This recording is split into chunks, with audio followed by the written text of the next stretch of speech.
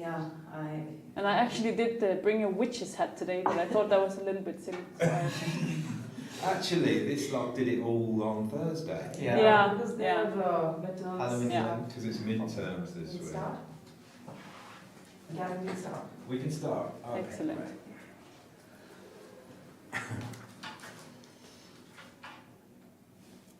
Yeah, right, okay. Well, good morning. Oh no, sorry.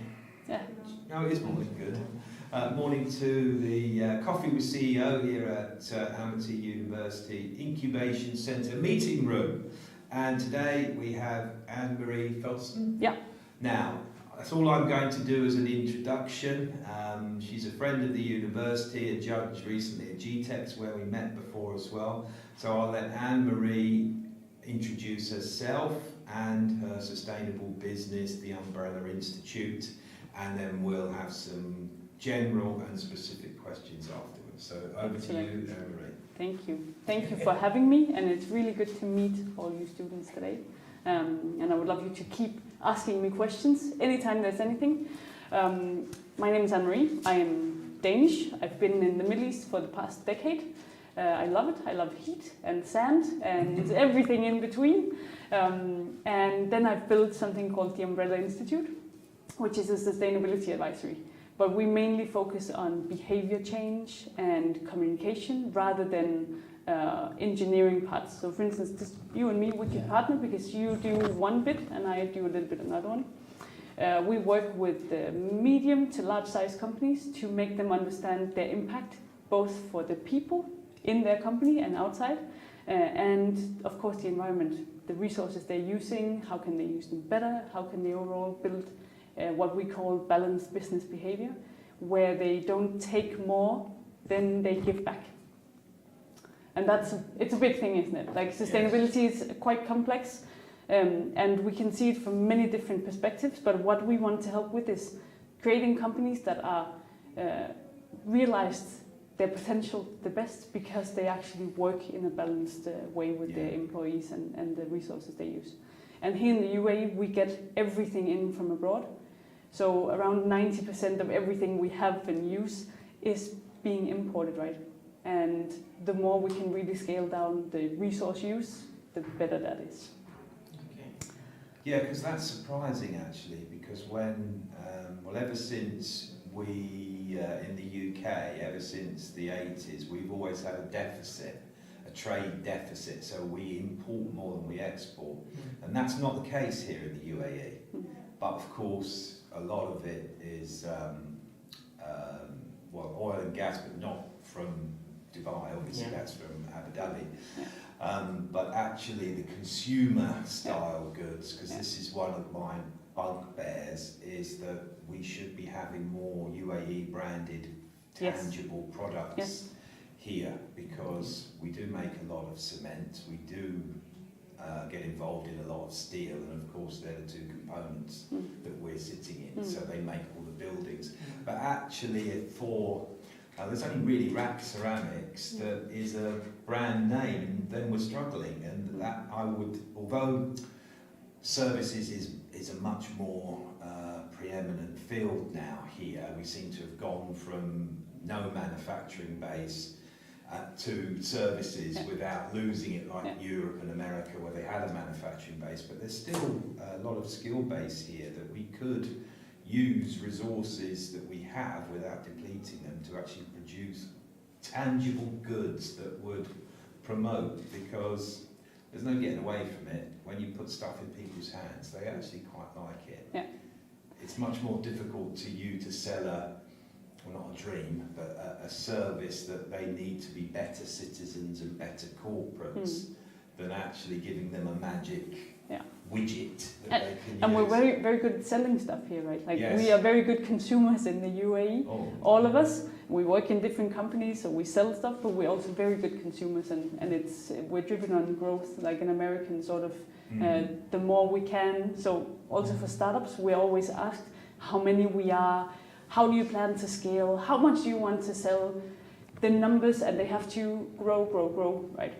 And we try to challenge that because it's not really, that's not a good company. You don't have to keep growing.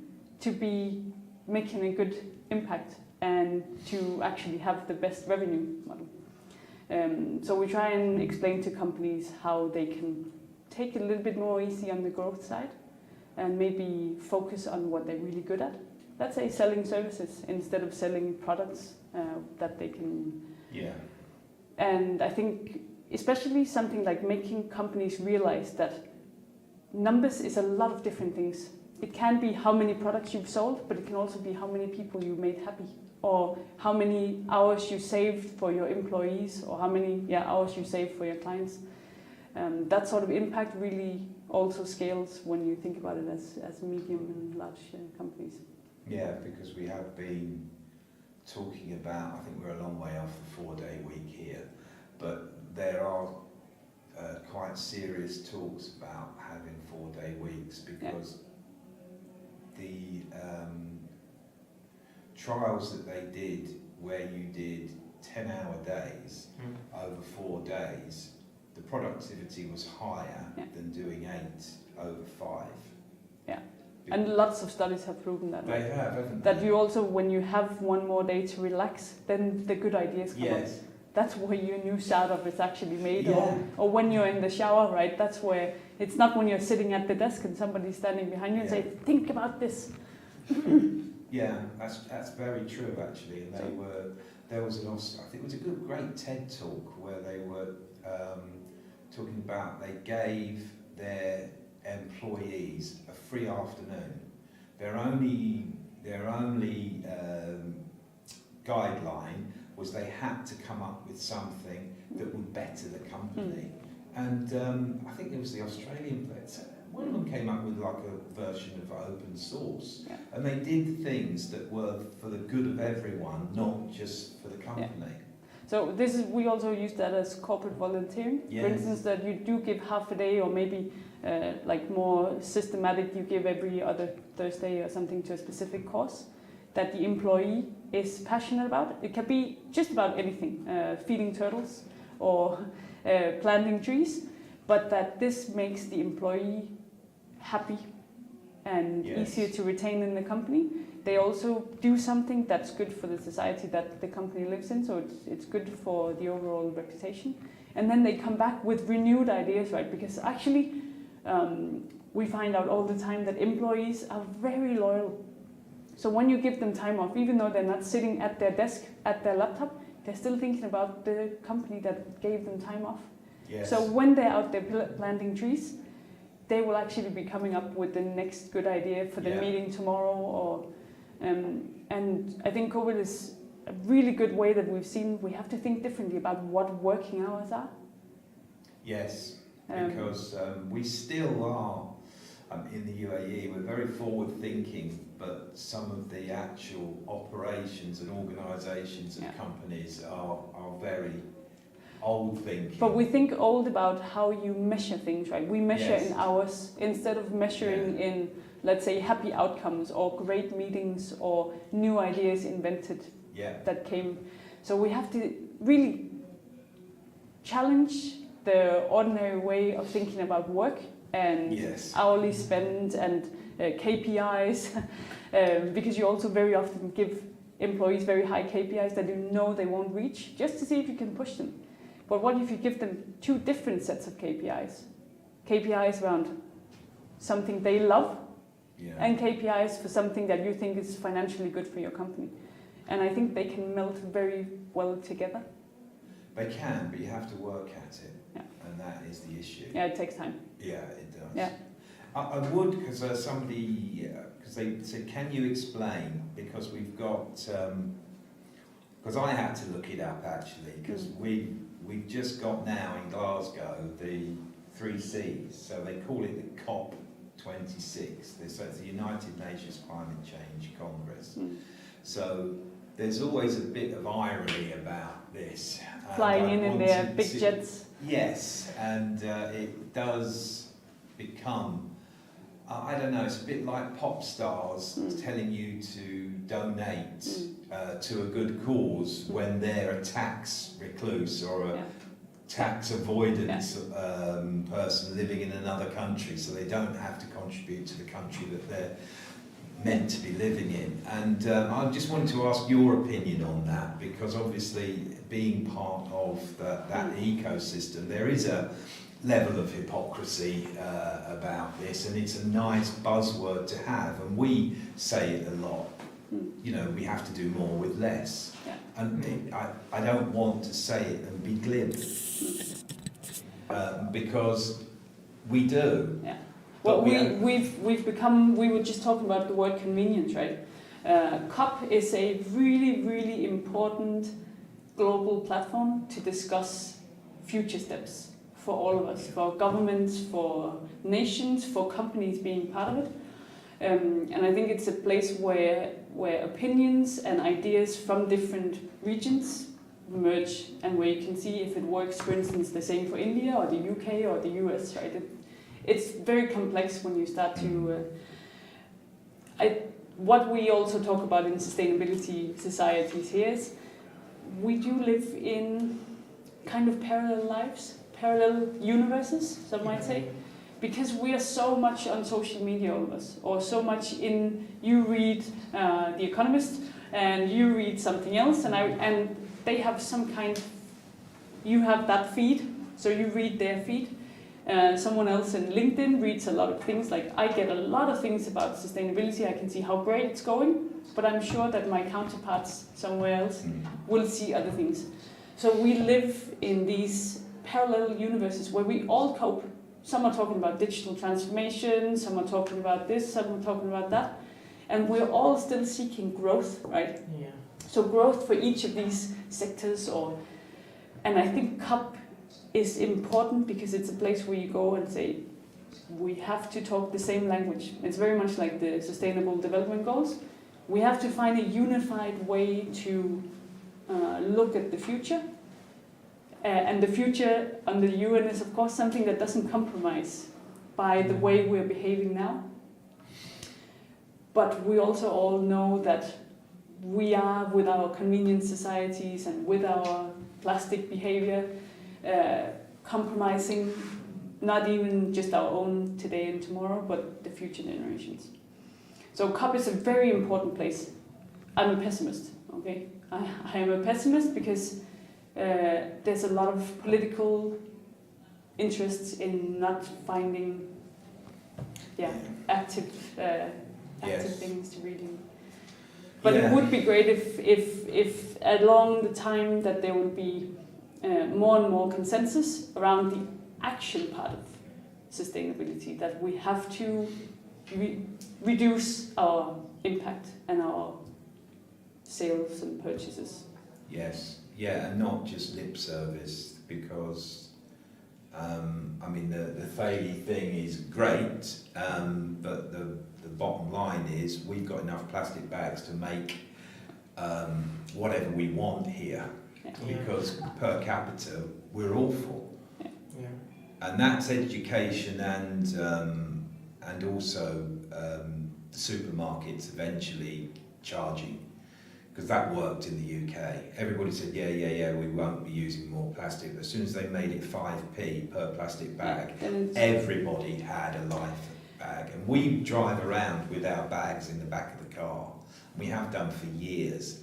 And we still have to give, they still underfill the bags and try and give us plastic bags. And everywhere in the UAE is the same. We really need to get this over and done with and stop using the amount of plastic. Like, I think the plastic, it's a big problem. It's a symptom of so many other things. Plastic in itself, it's actually quite low. The consumer, we see the consumer end of it, right? One of the companies we work with in Denmark is a valve producer. So they produce these metal valves, quite big ones, that go into big construction projects for air conditioning and that sort of thing.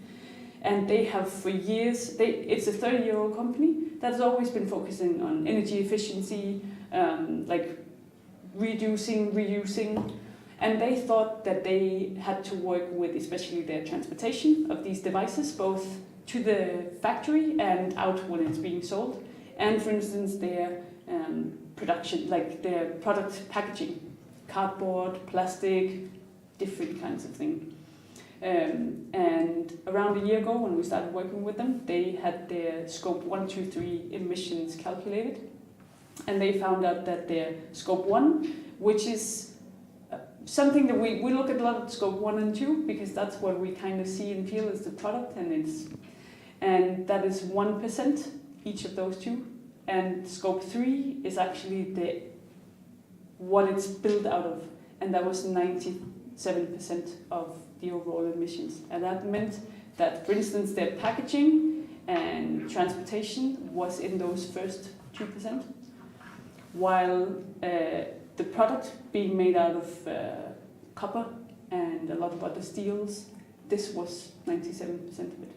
So if they can start to cut down the metal value and heaviness of this, and really think about what materials it's made out of when this product is transported, of course, different places, then something happens. So they have taken charge. Instead of looking at their cardboard packaging, they are really looking at the product themselves. How can they scale it down? It's now something that can weigh anything between 20 and 25 kilos. If they can cut down hundreds of grams here and there, or half a kilo, then something immediately happens with their emissions. Because they're the areas that companies, like when we set up free zones here, and also particular industry zones. So we want to attract media companies. We have Dubai Media, we have Dubai Internet City, we have Jebel Ali, which we've always had. But gold, silver, but there should be incentives for companies that actually really prove that they do reduce their carbon footprint and their manufacturing, because it's for the good of everyone, isn't it? But I think you can probably tell me, but we talk a lot. There's a lot of data out there. We collect, we have sensors, we have this and that. If you don't use the data for anything, both inside the company and also definitely communicating it to your stakeholders, then nothing happens. Because you and me, when we go and, for instance, take a plastic bag, we cannot see if this is better or worse than bringing my fancy cotton bag from somewhere in Ethiopia, built by whoever. But we have to be able to somehow compare things, right? Accountability, traceability. And as of now, there's no regulation saying that a manufacturer has to tell what goes into their product. How you also, for instance, disassemble it and make sure that it goes into the right waste bins so that it can be reproduced. And nowhere in the world is this happening. There's bigger and smaller steps to this. For instance, France is taking more and more steps, saying that manufacturers cannot just throw away big parts of what they have produced if it's not sold within, let's say, 6 months. So they have to come up with a way that when they put it into a retail shop, that they sell everything, or that they use it. But there's no ecosystem for making sure that, let's say you have your valve production, that you send this to India or you send it to the UK. When it's done, who disassembles it? Who makes sure that this metal can be reused? Who makes sure it's not chucked in the back of something and lying there actually being very valuable? Yes. Yeah, there needs to be industry standards, and that's where the UN and these things comes back to you saying they are very important. They're very important, and what we see now, we've always, for the past decade or so, been talking about, is it the consumer's issue? Is it the consumer who has to say no, vote with their wallets, reduce, reuse, recycle? Is it the businesses who have to sell less, produce less? Or is it governments who have to regulate? And I think it's a mix of all of them, but there are two of them that are more powerful than the other ones, and it's businesses and regulators. Yes. But what we've seen now is that there's a fourth one coming in that's very important here in this region, and it's the investors. The investors will be voting for which company makes products and services that are least impactful, because they want both their personal brand and their investor brand to align with that. And that ESG really comes into this. Some of you have probably heard ESG, environmental, social, which is not new, right? This is like CSR and taken a little bit more to a higher level. But then the governance part is that you start to really make code of conducts, make different documents that tells you how does my company want to work? What do we think is ethically, morally well? How do we ensure that our products are made with non-chemicals? How do we make sure we don't have forced labor, long working hours, all that sort of thing? Yeah. And when you then take that governance paper and say, I, as, let's say, Amity University, we only want to work with companies who respect these codes of conduct. Otherwise, you cannot be our partner. You cannot service us. You cannot sell water to us. You cannot sell tables to us. You cannot sell anything. Then this scales up. Yes. And it means that their companies might not have thought about, for instance, let's say forced labor, but now Amity comes to them and says, we do not want, what have you done to make sure that people are being treated well at the end of your line? Okay, then they have to think about it. So ESG is being criticized many places for being too easy for some companies to achieve good levels. Let's say service companies are easier, right? Because service companies don't have these production lines of very big and many different value chains to think in. But also that ESG is just making companies think of themselves and that ecosystem there. Okay. Any comments, questions that you may have on? You said sustainability a lot more times, right? So I just wanted to ask, what was your, why did you come into sustainability and not any other fields? What drove you to come in sustainability field? Yeah, thank you. That's a great question. I'm not sure I actually chose this field myself in Denmark. This is how most companies behave, more or less. But most companies know that their employees are really their key asset, and they treat them well. They give them a good salary. They let them go home early on Fridays, and overall they balance how they work with their employees, and they also want to give the customers the best thing. And environment has always been a big part of Danish companies. I think, of course, the bigger production companies you get, the harder this is. So I think in our national philosophy, triple bottom line, or this business like people, planet, and environment, it's built in. Like, you have to behave well to people and planet. That's it. Otherwise, you will not be making good revenue that you can be proud of. And then I have worked I left Denmark in 2010, working in some really, really bad industries. Sorry if I say that. I've been working in something called superyacht. So really big super yachts for very rich people around the world. And I got to see some strange behavior from grown people who really did not think about, especially the planet. So I've been part of washing down boats with Evian water when there was no water on the docks. You would take big, like hundreds of bottles of water and water down these 60-meter boats or bigger. And that's just like that's a lot of waste. Percentage of what I've seen in that. And just the overall linear thinking of these things was that we have money, so we can do whatever we want to do. And that got me to think about my roots. Like, when you go out, then you learn a lot about where you're from, right? And I don't want to behave like that. I don't want anyone that I know to behave like that. And I don't think that there's a good business case for behaving like that, because at some point, it's just not viable. There's no more clean water. There's no more everything if you do like that. So I wanted to build a company that makes companies understand that. And we're working a lot with especially CEOs to make them understand that sustainability isn't costly. It's actually a really good thing to saving money. I'm sure you can also. And there's a lot of low-hanging fruits in many companies where you can go and see you're saving water just by doing this, or if you include your employees, then you can start to talk about a bigger topic than just saving water, for instance. So for me, it's a passion. It's something that I know is viable as a business model, and I want everyone to know it because they will make a better company out of it.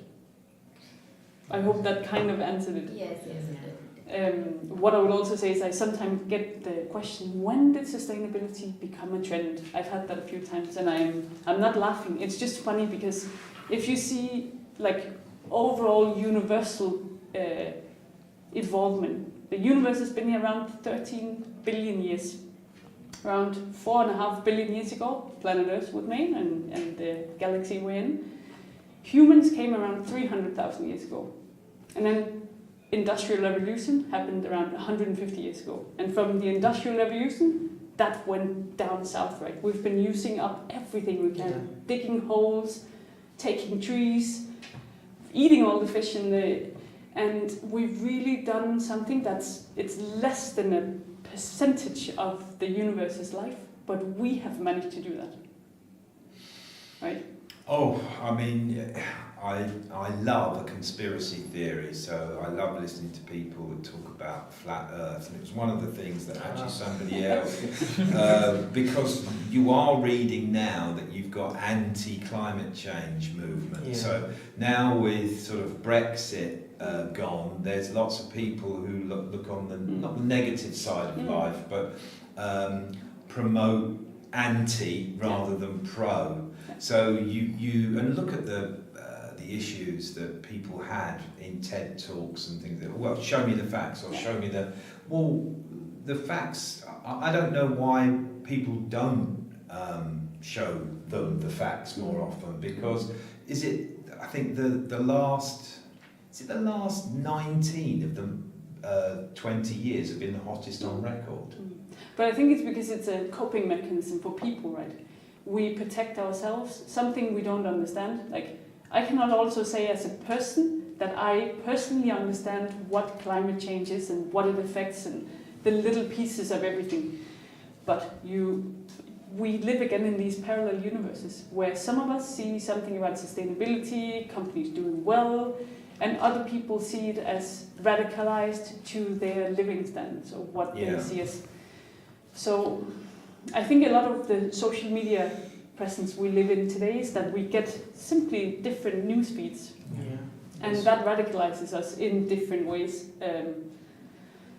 Because I like to think that I'm open-minded and a lifelong learner. And I'm not defending oil companies for a moment, but there are like three major elephants in the room: fast fashion, dairy and meat. And if we wanted to change the planet, we could stop eating meat and fish, and it would change dramatically.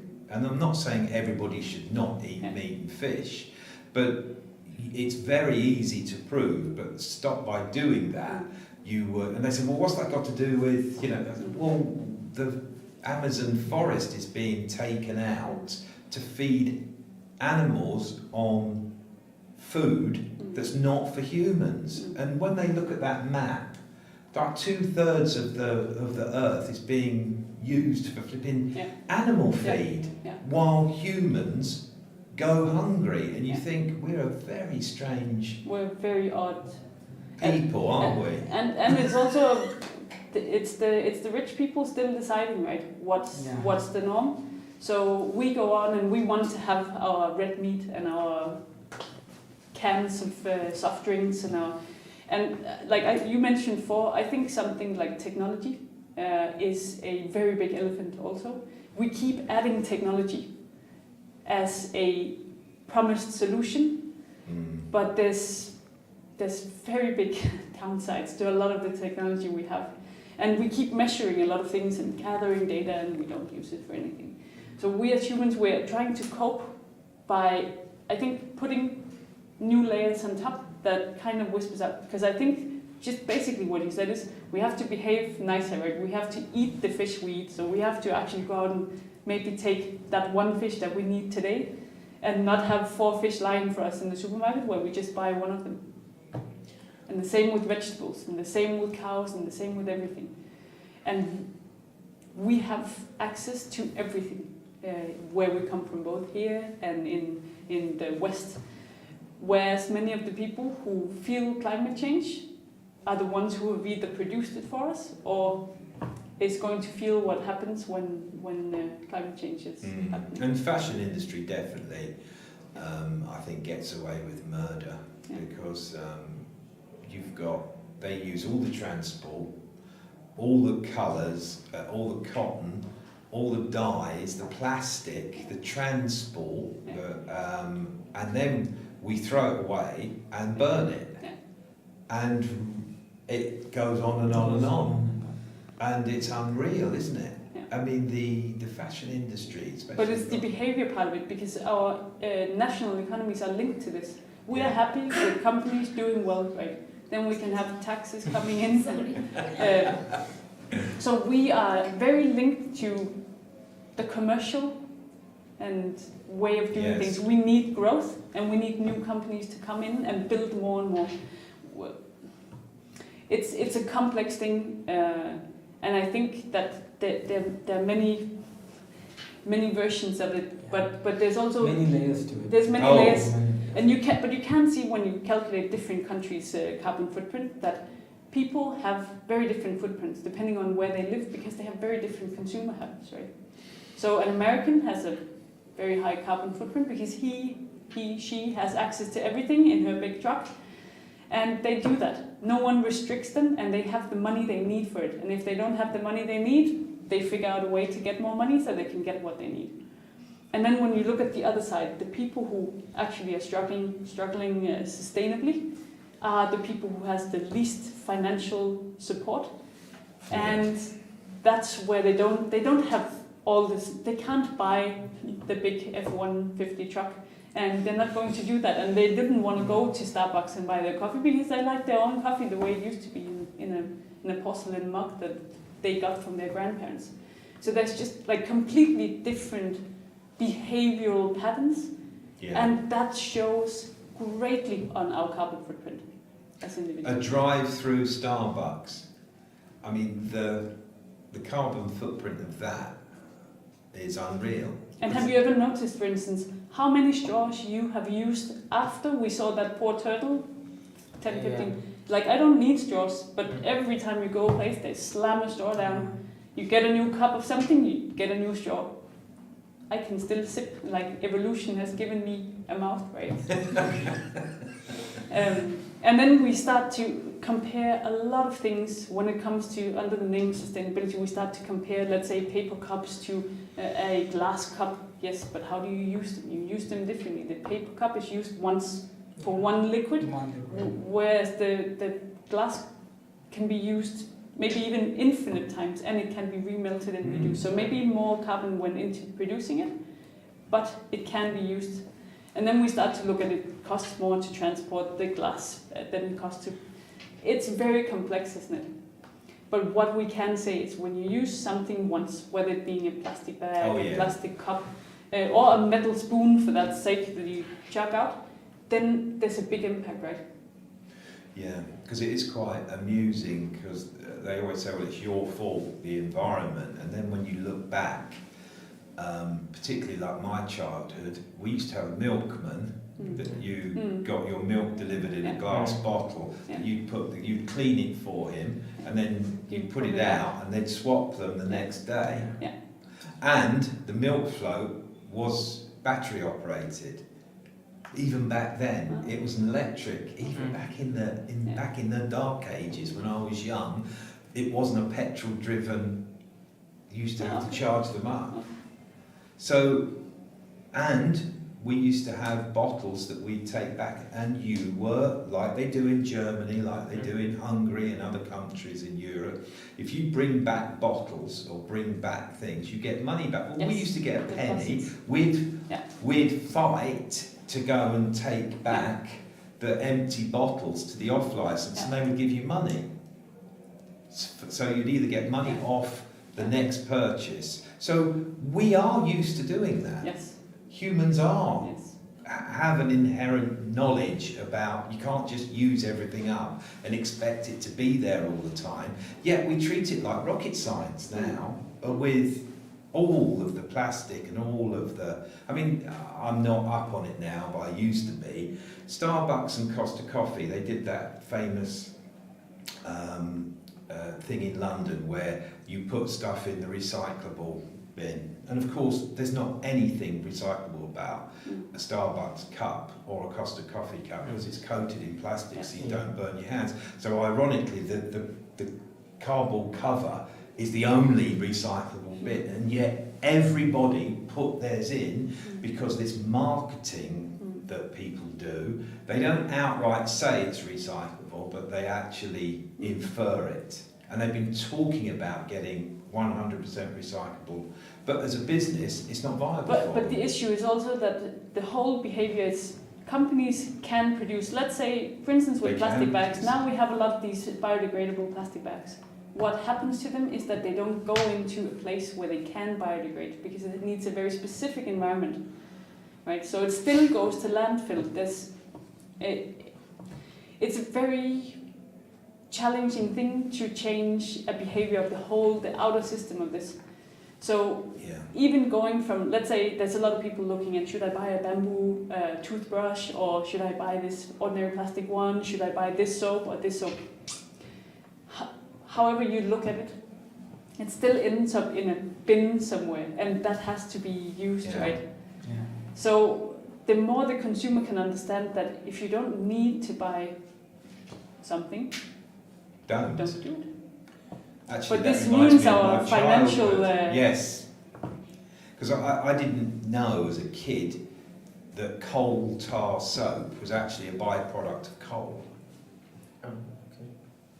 So it's like when people make their own candles, Mhm. you can actually make your own soap, Mm. and it is a byproduct of coal that's now considered dirty. But one of the most forward-thinking European nations, Germany, is still the highest user of. Mm. So they heavily use coal, don't Yeah. they? Yeah, this is like we're also looking at a lot of substitutes for fuel, right? Like we're looking at biofuel, but biofuel, just like you say, with 2/3 of the world's food, like where we produce food, this is also, it goes into making biofuel. So that means someone else can't eat that cereal. Yes. And we're just creating substitutes. That means that people can go on with their convenient lives, but not change their the behavior that Yes. actually. Yeah. And we want an electric car, which is still in the making, isn't it? But if you produce an electric car and you then run it on coal-powered or other kinds of fossil fueled power, then it's less efficient than a. Yeah. And I'm not knowledgeable enough, but the batteries for electric cars don't have a great history. They don't have a great history. And there's always, like with technology, there's always something happening. But the fact is that it's still, and now we need to build a whole new cycle for what we do with those car batteries. Because they can't be disassembled by a machine, so you have to have. Exactly. So we're creating different kind of landfills, right? And every time we shift that sort of behavior, like we substitute something, then it's the same we do. We still want to live our convenient lives, but we create a pile of something else that needs a new ecosystem. Because that was the other issue, wasn't it? Countries Yeah. were actually shipping their waste to other countries to get rid of. Yeah. And now China aren't taking lots of people's waste. Yeah. It's created a bit of an issue, hasn't it? I Yeah. mean, we just, as a planet, we can't blame the whole planet, but there's certain key hotspots like America and Europe where the usage and consumerism is so high that it's almost trying to stop behaviour, because well, if there wasn't the demand, they wouldn't make it. However, that's only half the argument, isn't it? Because we're just used to having stuff, but the consequences are dire, aren't they? They really are. That's the issue. When people say it doesn't matter, well, it actually does. It does matter. But nothing has real value, right? No. So when you have let's say a pile of waste, that has no value to anyone these days. And that's a big issue because it means that no one will take it and do something about it. And when you explain the take-back system, for instance, in Europe, in Germany, in the UK, in Denmark, and many other places, that gives, let's say, a plastic bottle or a glass bottle, that gives it a value. It's your own money you put into it, but you get it back, so you want it back. It's very, very, very simple, and it's like this can be scaled up to any place. And that's a commercial entity doing a service where the consumer is just taking it around, using it as many times as they want, and then giving it back. Yeah, because I remember I lived in Budapest for 3 years, and the spa there used to take, I felt like being a kid again. I used to put the bottles or the jars in, and they'd identify them, and then you get a little ticket out, so you get so much off your shopping there. So it's a bit like a loyalty program, but you're doing something good. Because most of the loyalty programs, let's be honest, are apps on phones that people don't use. Yeah, you forget them after some time. And you can add that, I've seen it in different countries, that you then have 2 buttons instead of getting your own coupon back again. You can also shift it and give it back to Red Cross or something like this, where you then put the money in, of course. So then you can really still make people do something good and share it back to... Yes. Because the thing is about the significance of bits of like straws and things like that, they are horrible, but the plastic bit, those oceans of plastic where you see down in rivers and in seas, and I mean, it's but just this awful. it's just the overall bigger pictures that Yes. we are letting this happen as a whole global community because it's the easiest thing to do.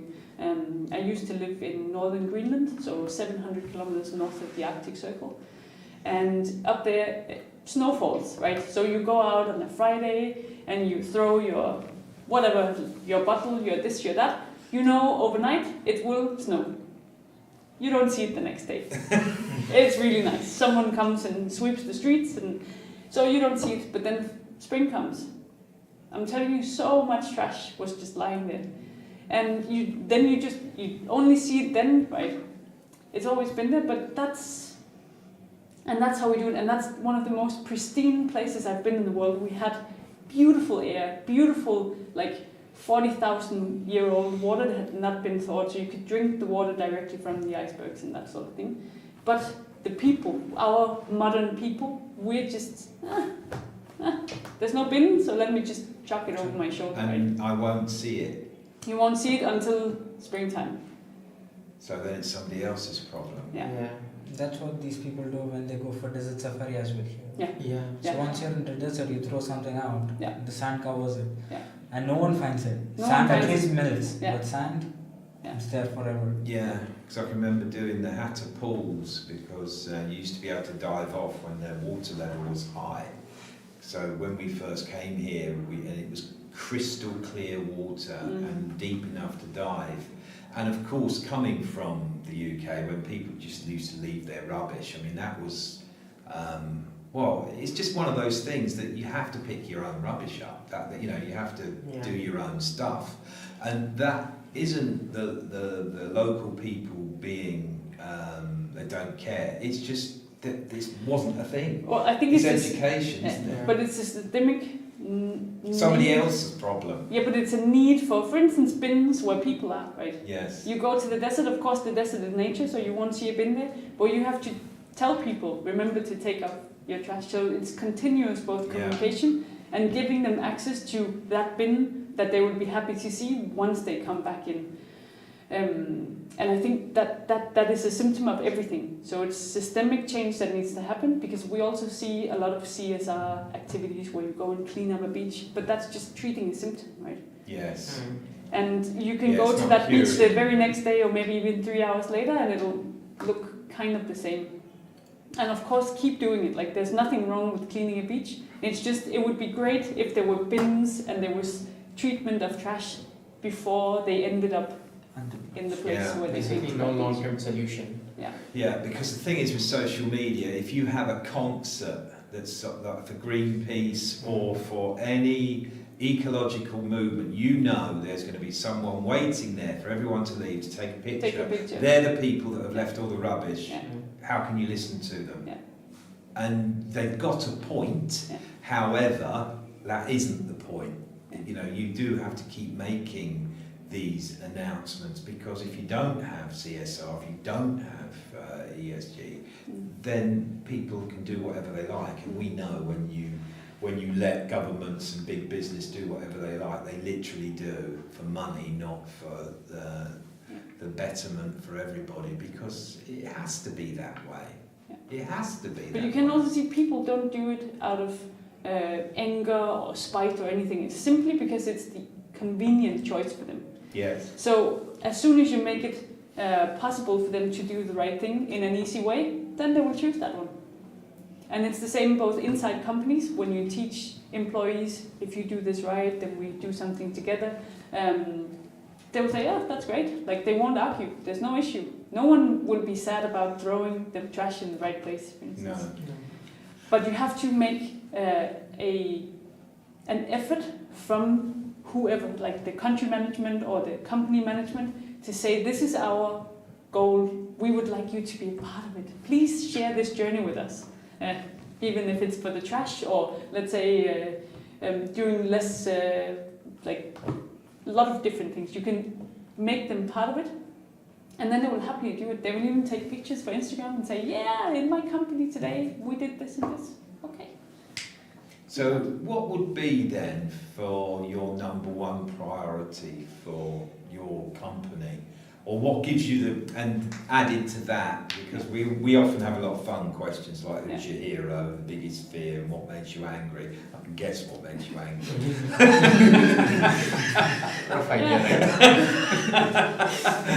Well, I think communication, like clear, open communication. What is the company's vision? You are building your companies now, right? You are the ones with the vision. Then you have 2 employees, then you have 5 employees, then you will see it starts to scale, even this explaining what your initial vision was for the company. So continuous open communication, saying, we want to make sure that this happens. We want to be let's say, a company who doesn't use too much water. Okay, this is what we do, XYZ. We would like you to take part of this journey. And it's continuous. This is where sometimes some things happen down here that we say it one time, it looks really amazing, really good, maybe on a big signpost on Checkside Road. But people we see it, we have so many things coming in, it's just lost, maybe even a split second after we've seen it. It's continuous communication. I think in the olden days, TV was part of this, that we saw infomercials from the government. Always the government. And they were telling you how you segregate your waste, for instance, or how you close the tap when you brush your teeth. That sort of old-fashioned. We still have to say it today because there's new people coming who don't realize it. Yeah. So it's continuous, and I'm sure it's the same in your school. You have to continue to say some of the same thing. Now there's a new generation starting. Next semester there's a new one coming. You would think that they would know, but it has to start over. So I think the companies that do best and have the best culture are the ones that have an open communication, both about what their vision and mission is, but also let their employees say, we're not sure we understand. Are you sure this is the best way, Mr. Top Manager? Okay, then let's have a discussion about it. And then there can be new ideas coming out of that discussion, right? Yeah. Because there's no doubt about it, people leave jobs here usually for poor leadership. It's not for more money. Sometimes. And you might be lucky. And we're excellent. We're excellent in getting specialists in here. We get really smart people from around the world with PhDs and specialists and MBAs and I don't know, all the 3-letter acronyms they want. And then we tell them, why are you writing an email like that? Why are you saying like that? Can you please make your PowerPoint a different way? Okay, so you hired them to do a specific thing, but then you start putting them into boxes, right? And you start taking away different things, and then they will say, I'm not really sure why I was hired. I'm an expert in, let's say, environmental services, and now I'm sitting here and I'm writing emails day on day. Yeah. Well, I mean, there's a lot of companies that don't do bad news or don't admit to doing anything negative. But we can also just see it on the other way, right? We can take the good news and just share it. Yes. Tell when there's a new deal coming in, and this is what we worked for 2 years. We want you to be a part of it. This is really a successful part of the journey for the next few years. We need you to do X, Y, Z. This department has to do this department has to do that, and we would like you to think of it this. Well, hopefully people their age will have the culture of actually having meaningful conversations and challenging, because that's what you've got to have, because you can't, you know, if you want to change things, you have to accept where you are now. Yeah. You can't just say, oh, that doesn't matter, you know, it's where you want, you know, who you are, where do you want to go and how you're going to get there. And, you know, I'm not saying it's all down to you, but it is all down to you. If you go and work in big companies, that's why we talk about entrepreneurship transcending business size. And you ask the majority, and 95% of people, if they asked to describe an entrepreneur, they say a small business owner, someone who started their own company. And that's not correct. You want people who have, a lot of entrepreneurs have started their own company. If you get a lot of entrepreneurial people who work in big companies because they're driving sustainability or doing more with less, and they're actually producing products and services that are much better because they're listening to customers. You can't do that if you're just a yes man or a yes woman. But I think what we'll also see, probably many of you're doing social entrepreneurship, right? Instead of creating a product and saying, I want to sell plastic bottles, you're looking at the problems that the world has, saying, how can we solve this challenge? So they're looking at it from the other way in, and that makes the company completely different from the beginning. And hopefully if you're then open and keep remembering that you were once the entrepreneur, and then you have to tell that on to the next people who are part of it. And hopefully that you incorporate sustainability, whatever that means in your industry and field, as a core business, as a business component. Because if you have to go, let's say 10 years from now, you start to say, and then we should have saved something with energy and water. Then you have to go backwards, right? And then you have to create new systems and tell people in a new way, why are we doing it like this when you've always said this? Yeah. So if you can start from the beginning, then you can also save money immediately and create community around that And sort of it was interesting what you said about data, because we are going to have AI in here. So I'm really keen on trying to get projects and programs where you're using it for behaviour as much as well as analysis of data. So I know some people love spreadsheets. It's not really my thing.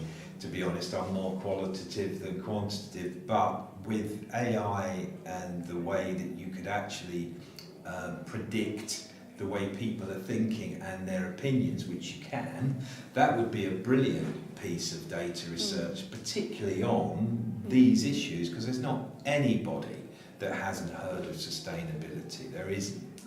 But when you talk about it, they might say, I put this in that bag, and then they feel better. But it has to be a lot more than that. A lot more.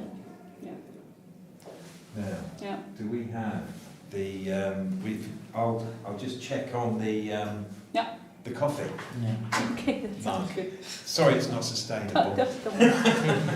We did try. I have 4 things. I usually don't do these sort of lists, okay? But I have 4 things that I think is something that makes sense when you're starting a company or when you're new. I think you should remember that the employees, whether it be yourself or 20 or 50 or 100 people, they are the company. So if they don't get what the company is, then they will go in different directions, right? So that's one thing, that the company is the people who are in it. And then the resources are limited. I think that's also pretty clear from everything. So use them well, right? Do you need to make it as a physical product, or can you make it as a service instead? And then somehow thinking a little bit circular. Can we make something that can be reused or put into something else, or made a partnership with someone else that can use it? And then keep re-evaluating your company. Are you doing the best thing you can do? Also, 10 years down the line, 15 years down the line, would you buy your own product, for instance? And then remember that stakeholders, all of them, both the internal ones in the company, but also the ones looking in, they want to be part of everything you do. So include them. Tell them what's going good, what's going bad, and tell them which events are happening for you, or make them part of it, because they will really become much better at interacting with your company if you do that. So to end, we have our Excellent. That's very good. That's very coffee good. cup, which we'd like you to sign, please. And I then would love to do you that. have one that's a memento for you, and then we keep Excellent. this. So thank you very much for your time. Really, really appreciate it, because it is a key part of business. I was going to say modern business, but it's not. It's eternal business now, because we do need to keep this, and also for companies' perception as well as their operations. So any message you want to give or you can put on there, you can. Yeah, we can do that. We can Great. definitely do. Let's see. And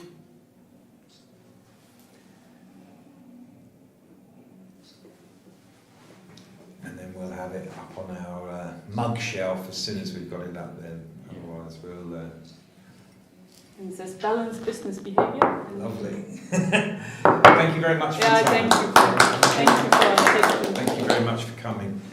Yeah, I'd like to really get the AI looking at not just blockchain and not just logistics, and looking at where businesses, where there's the things that are difficult to measure, like, because we're always talking about 21st century skills for students, and they're all the things that you can't measure.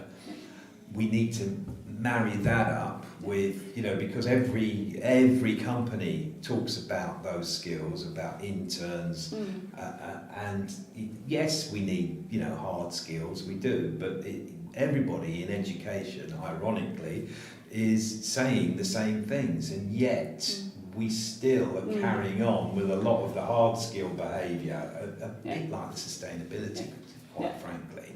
And, you know, I'm a big fan of Ken Robinson. He's been banging on about teaching creativity for... He's passed away now, but his message is still the biggest TED talk. It's